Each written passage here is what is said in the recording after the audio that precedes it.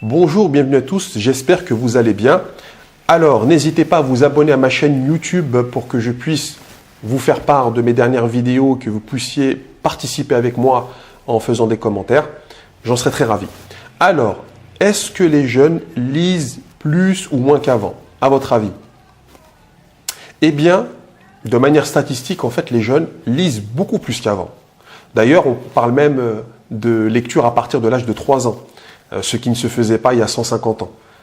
D'ailleurs, si on reprend l'histoire de la France, eh bien, l'école devient obligatoire à la fin du 19e siècle, avec les lois Ferry.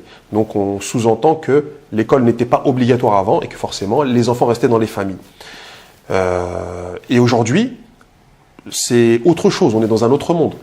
Tout le monde, quasiment, va à l'école, du moins dans notre société qui est la nôtre. Et ils sont confrontés très tôt à la lecture, très tôt à l'écriture, à la lecture, à l'écriture.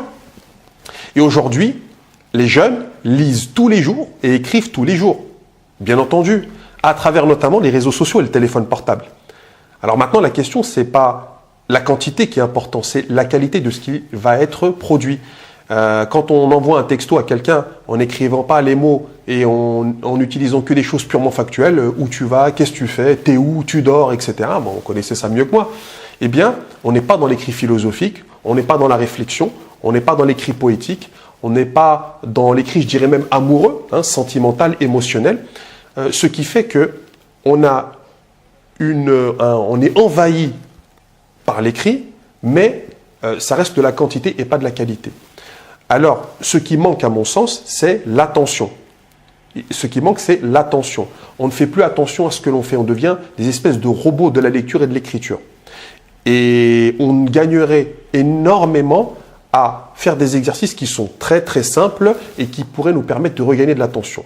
Un exercice que je vous donne, une astuce que je vous donne dans cette vidéo, c'est tous les jours, vous écrivez avec votre main et un stylo et une feuille de papier. Et vous allez écrire, ce que vous avez fait dans votre journée, tout simplement. Et sans jugement. Vous ne portez pas de jugement sur vous-même. Commencez pas à vous poser à l'accord de participe passé avec être et avoir, c'est ça. Oubliez ça, parce que c'est trop culpabilisant. Mais faites un effort de réflexion pour trouver les mots justes, pour trouver des synonymes, essayez de ne pas vous répéter. Et de fil en aiguille, votre écriture va s'améliorer. Et la lecture, c'est la même chose. On lit toujours le même genre d'article. Les gens qui aiment le football, ils vont lire tout le temps. Essayez, dans votre semaine ou dans votre journée, de lire un petit paragraphe ou quelque chose qui est complètement différent de ce que vous faites d'habitude. Moi, mon exemple, un truc que j'ai fait très récemment, c'est que je me suis intéressé à la philatélie. La philatélie, c'est quoi? C'est la collection des timbres. Moi, je ne suis pas philatéliste du tout. Alors, je me suis demandé, mais qu'est-ce que je pourrais tirer de la philatélie? Et moi, comme je suis un féru d'histoire, j'ai trouvé un domaine complètement nouveau qui étudie l'histoire à travers les timbres. J'ai regardé des reportages, j'ai essayé de trouver des bouquins, mais il n'y en a pas beaucoup. Et c'était vraiment passionnant.